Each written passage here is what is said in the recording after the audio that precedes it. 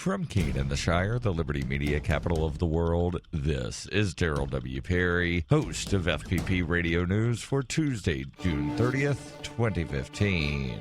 Silver is trading at $15.72 per ounce. Gold is valued at $1,172 per ounce. And according to BitcoinAverage.com, the average price of Bitcoin is $264.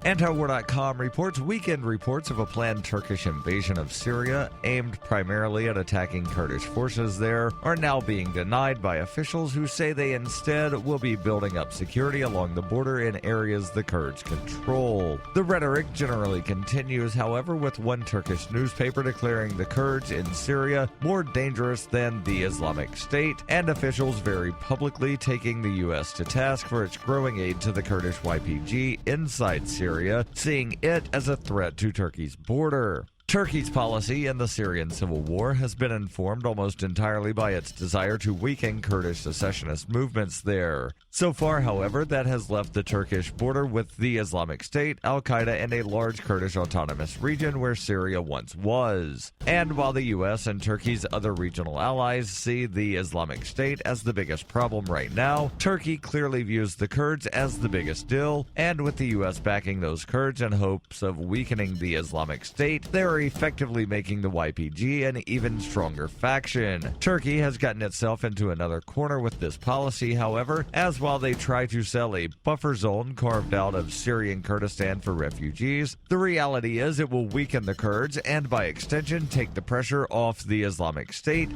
meaning Turkey will almost certainly be alone in supporting this policy. For over 35 years, Robertson Roberts has been a trusted source for buying and selling your investment-grade precious metals. They also take Bitcoin for precious metal purchases and permanently removed the minimum purchase order for all orders paid in the digital currency. Call Robertson Roberts today for knowledgeable advice on investing and a forward-thinking approach to new technologies. 850-478-5270 or online at rrbi.co. UPI reports police in Vicksburg, Mississippi arrested 2 people after a team of ghost hunters discovered the body of a woman Sunday at the abandoned Coon Memorial State Hospital, reputed to be one of the state's most haunted sites. The group found the body of 69-year-old Sharon Wilson lying outside the old hospital, though police said blood trails indicate that she was inside the building at one point and appeared to have head trauma. David Childers, co-founder of the Mississippi Paranormal Research Institute, was not among the ghost hunters who discovered Wilson's body. Police Chief Walter Armstrong told WAPT-TV in Jackson that Raphael McLeod and his nephew Akeem McLeod were arrested and faced charges related to the woman's death. Police said the McLeods confessed to breaking into Wilson's home, kidnapping and robbing her, but they said that they left her on the side of the road. The 2 had been arrested after they were pulled over for reckless driving and were discovered to be allegedly driving Wilson's vehicle.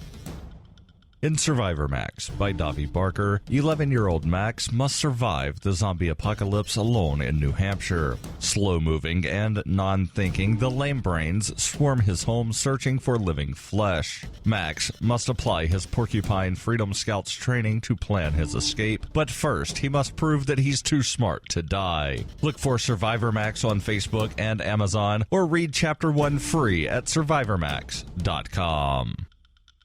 Reuters reports the U.S. Supreme Court on Monday found that a lethal injection drug used by Oklahoma does not violate the U.S. Constitution's ban on cruel and unusual punishment, a ruling that provoked a caustic debate among the justices about the death penalty in the U.S. The 5-4 ruling prompted Stephen Breyer and Ruth Bader Ginsburg to say for the first time they believe that capital punishment, as currently practiced, may be unconstitutional. They are the only members of the court who have expressed such views. The decision was a defeat for death penalty foes and for the 3 death row inmates who challenged the use of a sedative called midazolam as part of Oklahoma's lethal injection process, saying it cannot achieve the level of unconsciousness required for surgery, making it unsuitable for executions. Justice Samuel Alito, writing on behalf of the court, said that the inmates had failed to demonstrate that any risk of harm was substantial when compared to a known and available alternative method of execution.